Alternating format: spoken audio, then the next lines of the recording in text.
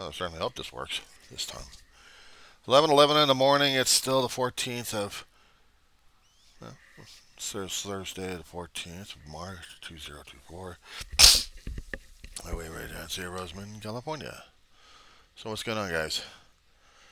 Uh, Trying to get myself a little busy right now.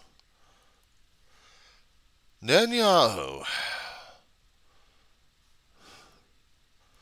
more of a political pain in the ass to a lot of people, apparently, including the United States, who are considering doing electioneering of themselves and also election interference, if you want to look at it that way. I'm telling the Prime Minister of Israel, get out of office, or else.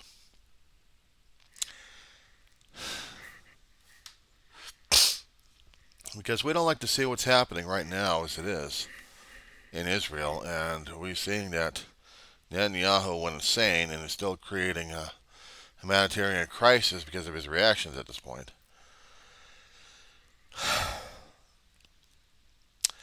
He's really done well,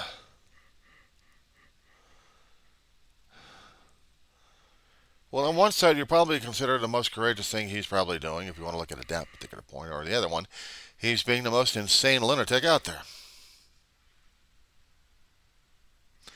Granted, we still have hostages still being held by Hamas in Gaza. He says he's trying to do everything else he can. And the only thing he knows how to do is brutal force. Negotiation, screw it.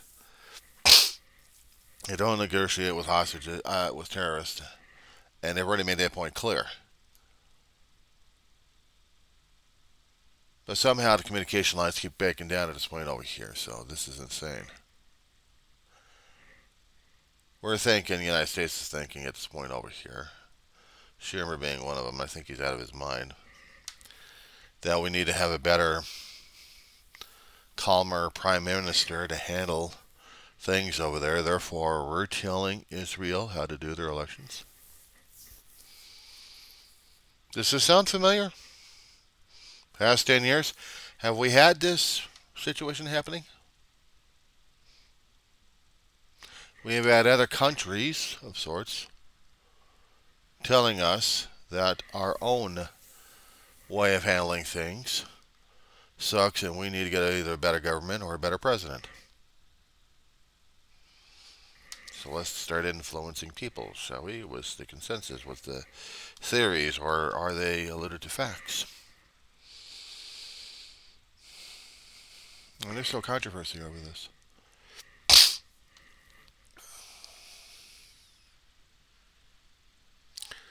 The thing in politics, there's nothing absolute and what's absolutely correct or absolutely perfect, or what's the absolute right thing to do. Politics is messy. Politics is give and take, and worse. Sometimes the compromises suck. Just to get a few things done that are necessary.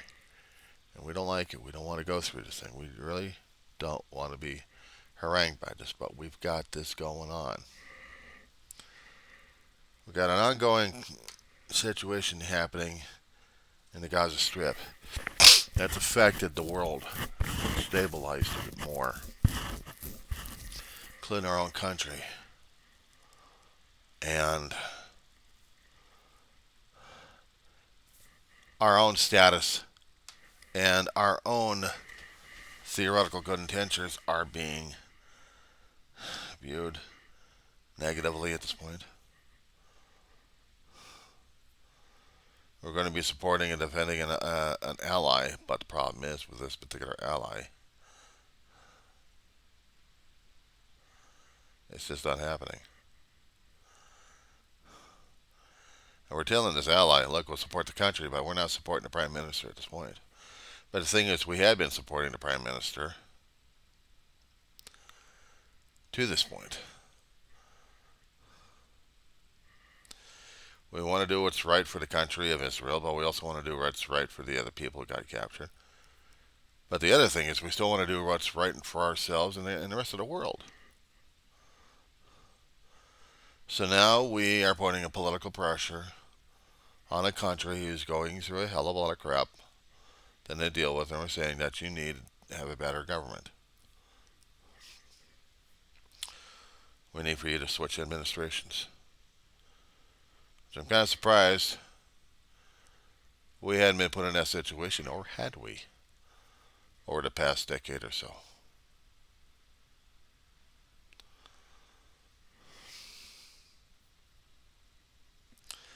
I'm trying to put things into a perspective that I can try figuring out and understanding. We are not perfect. Neither is Netanyahu's government. I'm not supporting it, nor am I defending it. I'm not skull thumping on him either. But it seems like we are skull thumping.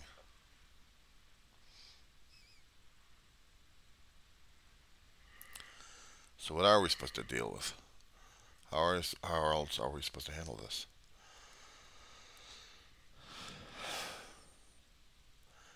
I tell you the truth, honest to God, I don't know.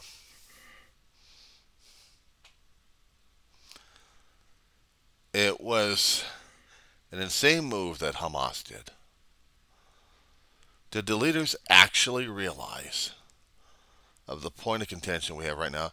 Was it their contention to bring down the Israeli government? They thought goes through my head.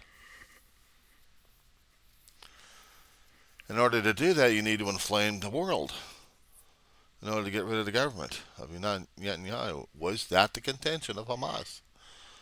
Or are they just sick and tired and fed up of all the crap that they just wanted to explode? Okay, well, it exploded. And then they had the world explode around them.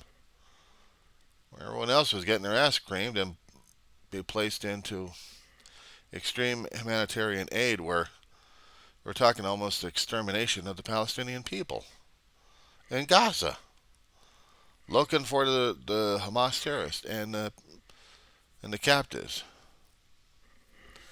And since they didn't see any captives being moved, or they noticed being moved offshore or away, it's in the tunnels. They are in the tunnels. Assumptions. They're about through the border and into Gaza. It's going to be putting an international strain to the point where the world doesn't nuke Israel into ashes if those hostages are all found dead. I'm thinking of a worst case scenario that may have been plaguing Hamas and Israel at the same time. Will the world go extreme? Will the Middle East go extreme to the point of looking at Israel and seeing that it's going to be insane for their country to have support from everybody else, so they'll have to deal with them by themselves. They'll have the support of themselves. And this is what's happening in it.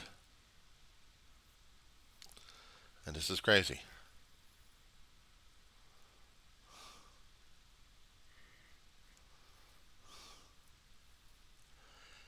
I had never been in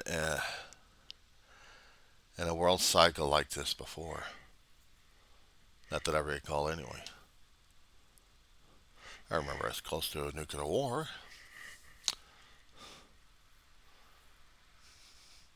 Maybe a dirty bomb or something like that. And not just coming from the fictional writers, fictional head games. We're so into these days.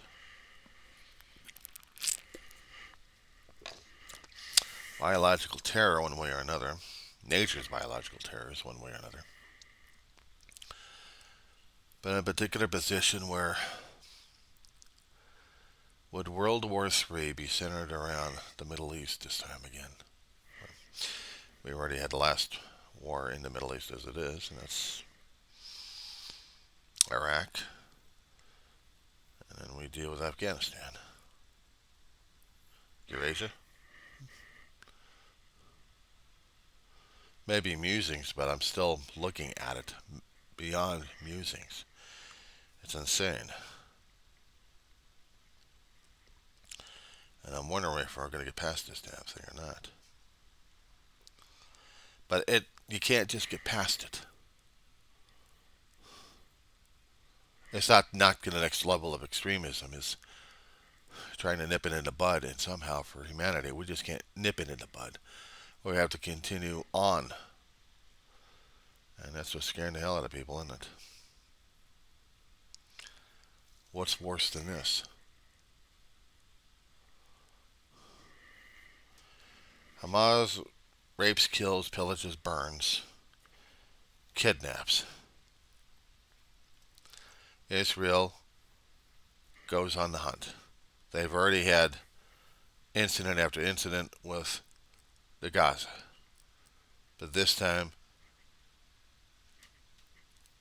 it's like enough's enough. That's it. No more Mr. Nice Guy.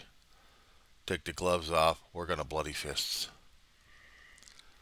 We're going to pretend that we're going to be trying to liberate. But screw the liberation at this point over here. We just want revenge.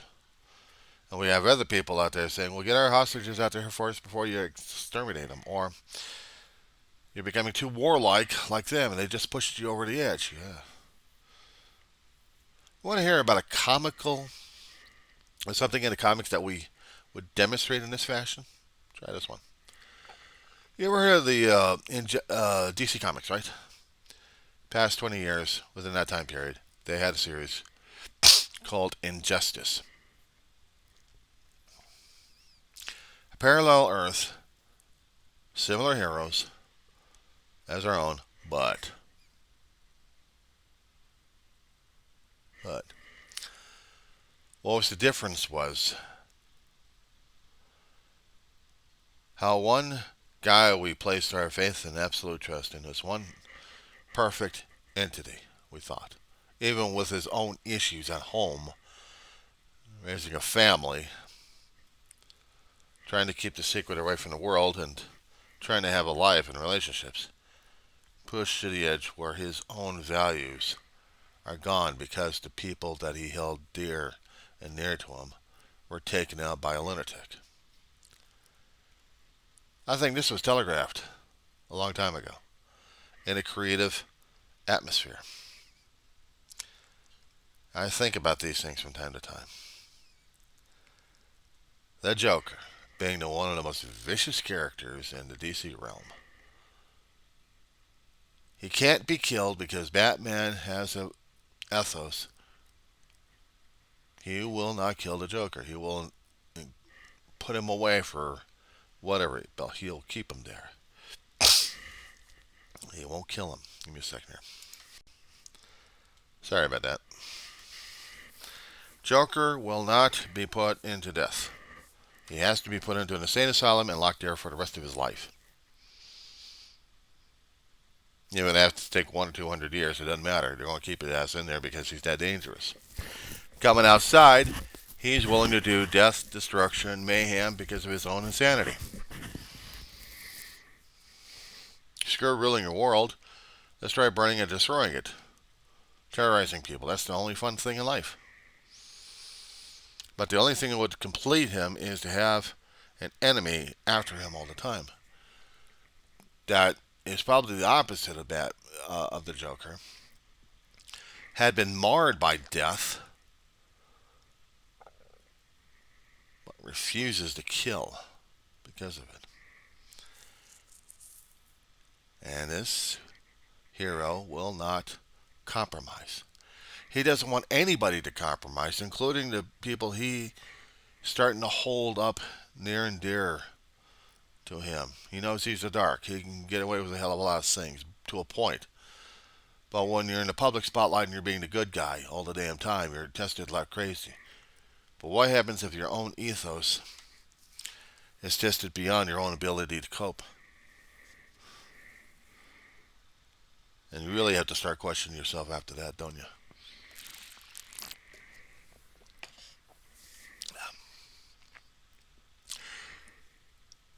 In the comic, how this comic series works out. It shows the darker side and the twisted side of the heroes as they're trying to deal with a world that's topsy-turvy because of one man made sure all the dominoes got crushed. All the House of Cards fell down. Anything that they held, they still have to hold on with everything else they got, and they're split until they see how insane the whole damn thing is. And some things from beyond their own planet has to also invade, and they have to go into full hero mode, despite all their damn differences, and go after them. I mean, we saw that besides the comics, they were doing it in the video games. There are cutscenes on YouTube on this one. Now, how does this relate with Israel? How the injustice starts off with the Joker wants so much insanity to happen in his lifetime, he's willing to go to the length of nuking a town. Besides nuking a town, you put the trigger inside of a woman of the hero. The vulnerability of this hero is this woman. And if she had been kept under wraps, that's one thing. But if she wasn't, if she's discovered that she is vulnerable, and when she's dead by the hero's hand, without him realizing it, and then he realizes what he's done, it switches everything around in him, where all hell breaks loose. She dies. He died inside. And everything that he believed in went hell in a handbasket.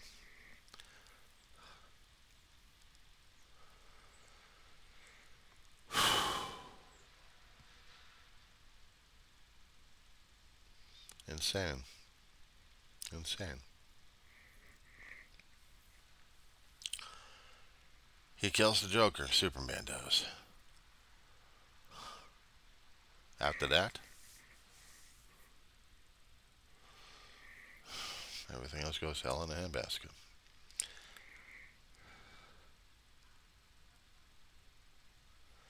Alternate universes have to deal with alternate endings at this point over here, but one is a major decision whether or not the hero is going to be going insane enough and lose all his values just because of one maniac that one particular hero friend refuses to take care of. And so now he's got to go on a thermonuclear ranting and raving of his own by changing the world to what he thinks it should be. Sound familiar? Well, if you want a little bit more, less ugly. Justice League cartoon series that ran in the 90s to almost 2000. There's like about 2 or 3 seasons of it. The first season where they're starting to gather and act as a team. An alternate universe, similar to what this team was, had Superman getting sick and tired and sick and tired and sick and tired of Lex Luthor. When Luthor became president of the United States in this alternate universe Superman, in that same plane of existence, decided to take it upon himself to administer justice. Being part of that Justice League, that was himself. So what's he do? He destroys the president. Luthor is vaped. He's vaporized.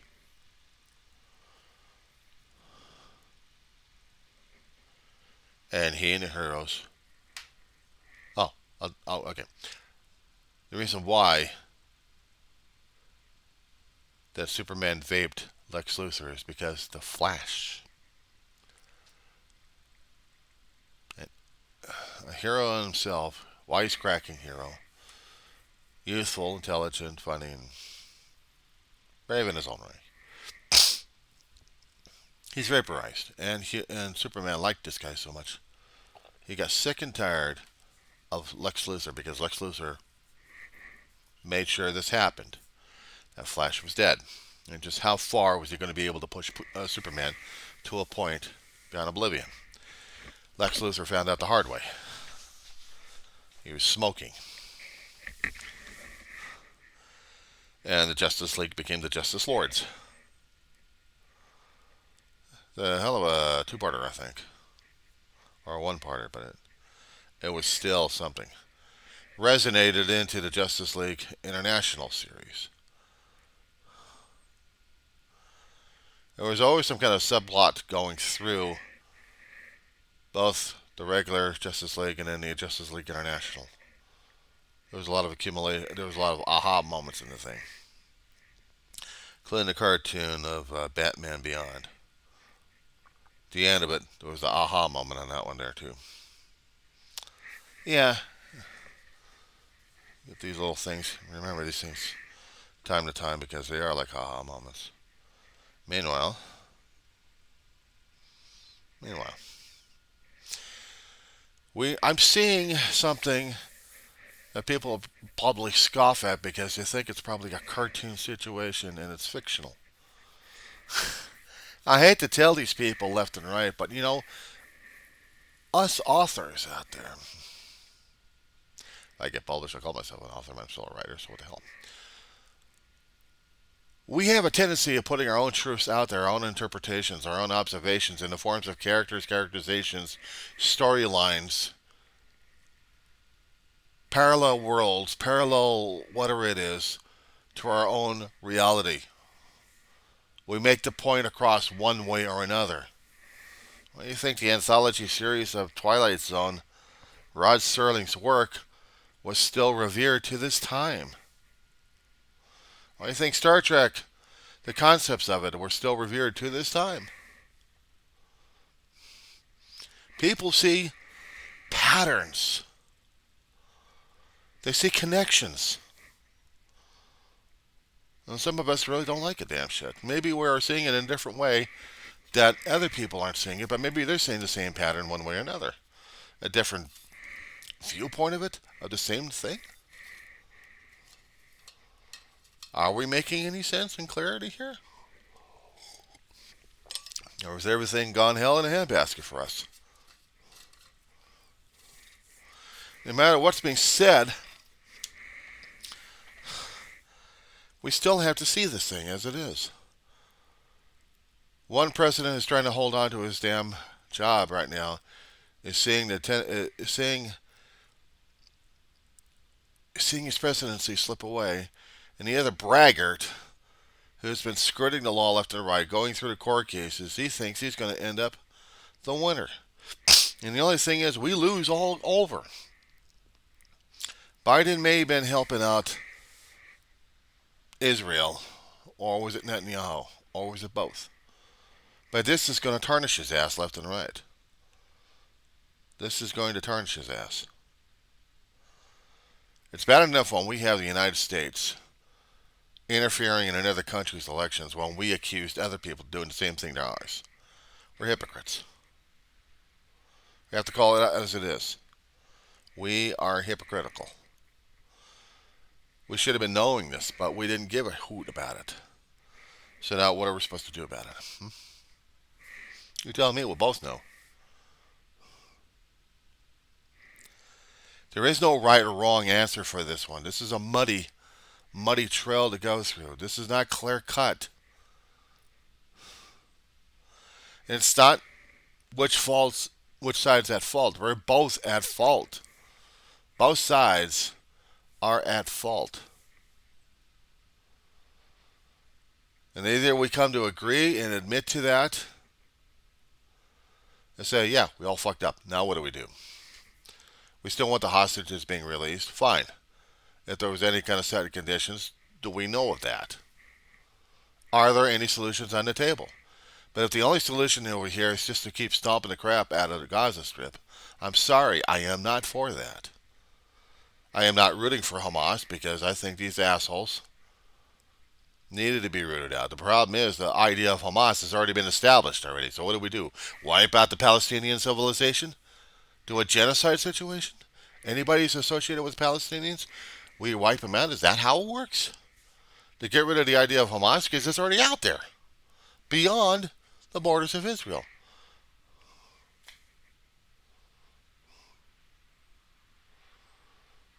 So either we come to a very messy, very muddy We go into the gray area of this sort, and we try to sort this stuff out. We're already to blame on all sides on this damn shit. We've already done the genocide on both sides. Even America is guilty of this crap. Palestinians want to cry and plead and demand what the hell's wrong with us, and Israel is doing the same damn shit to us. I'm going to say the same damn thing to us. The hell's wrong with us? We tried to do negotiations, but we still supported Israel and their armaments. We're seeing the problems that they're creating in Gaza, and we want to alleviate that and alleviate our own damn peace of mind by throwing in food aid. And now we have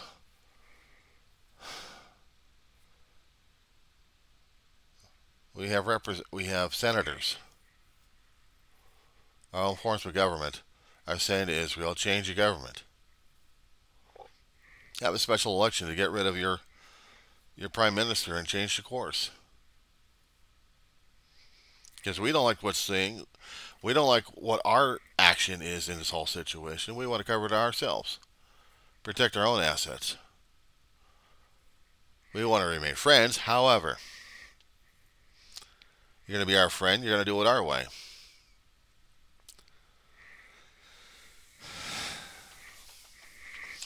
If America actually wanted to be the police force at this point, we would be breaking apart an ally in the Middle East. Because if we actually did something that probably President Biden's already thought of and probably dismissed it, but still kept it in the back of his mind. You want to keep Israel? You can't walk away from it. You keep trying to harangue the prime minister, and he's going to be laughing in your face or just being pissed off about it and start ignoring you. Or else you're going to have to get boots on the ground. Because the rest of the countries are not doing what we would hope them to do to talk Israel out of this shit. We're trying to maneuver everybody else to do something that we don't want to do.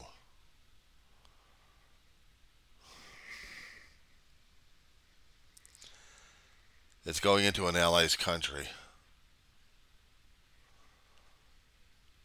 with a show of force. And it's going to hurt us as much as it's going to hurt you.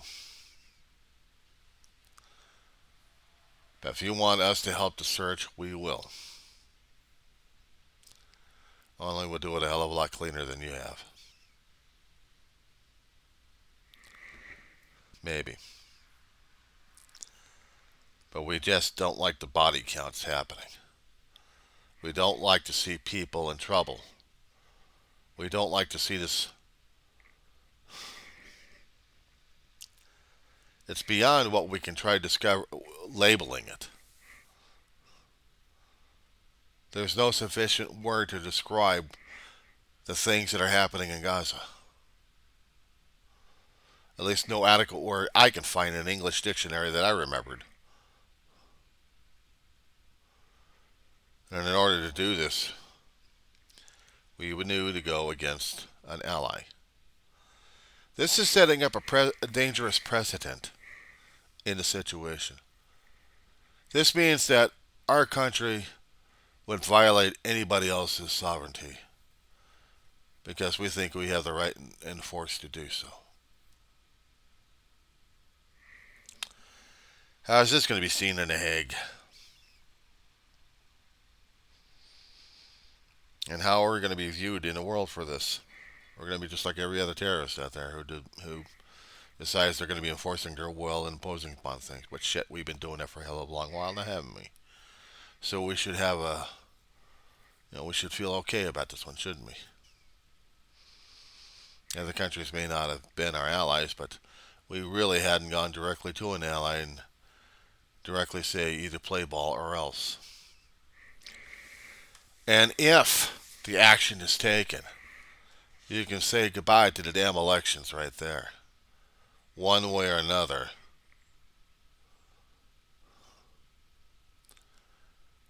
by everything else that's happening right now,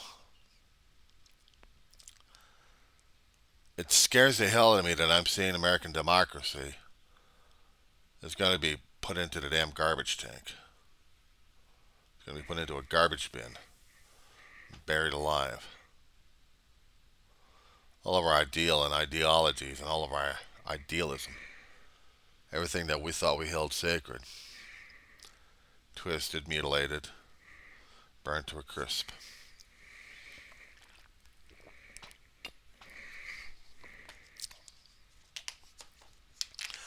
You notice I'm not laughing about this. You notice I am not ecstatic or glee with this damn shit. I am so damn ashamed of our country right now, I can't even put up anything that has our colors. I don't have anything to feel pride in.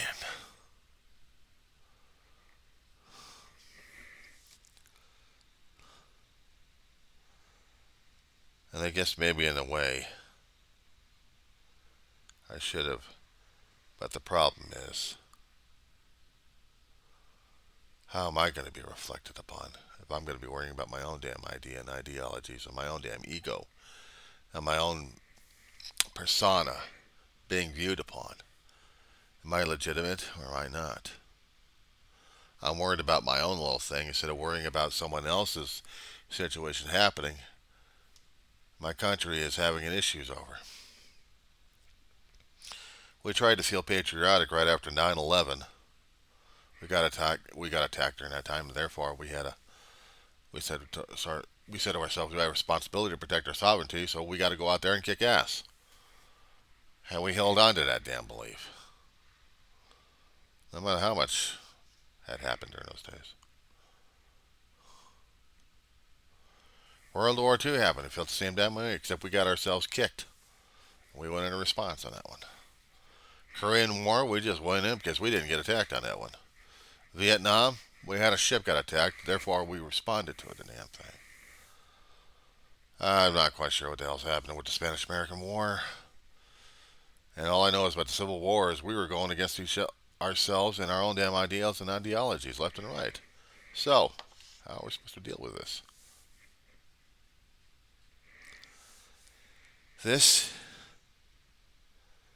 We still have skin and blood in the game because we had Americans who got captured.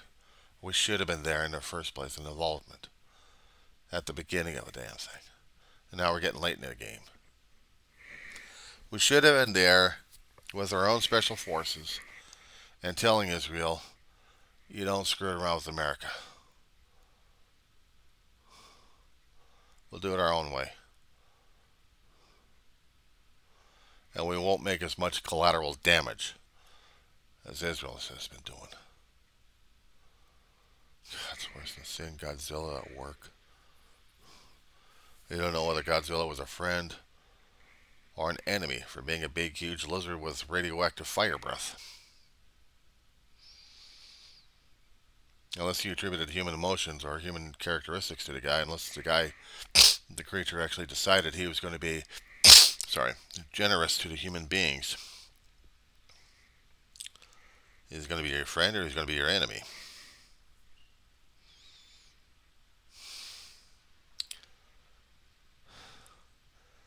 Is America a friend or an enemy? Or are we going to be both?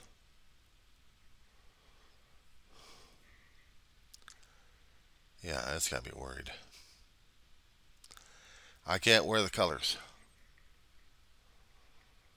My ancestors would probably be on my ass, but I guess maybe some of them, if they actually understood what our situation was, I would be reminded of what they sacrificed for.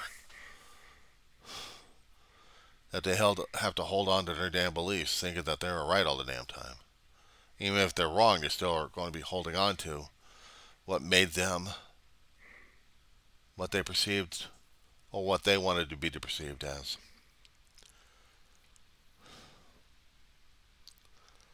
But if I happen to put the red, white, and blue, am I being perceived as the Roman Empire of the world? or just one screwed up sovereign nation that's still trying to understand the damn lessons, and they think they have, but maybe they hadn't still.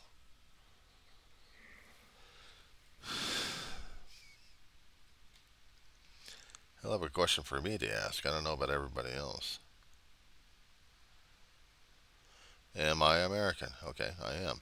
But the problem is, if I am American,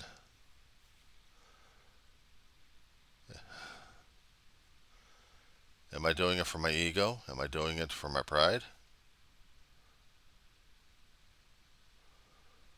Or am I doing it for some other reason? My country is being represented as both a villain, maybe a friend, depending on some of the actions we're taking in the world.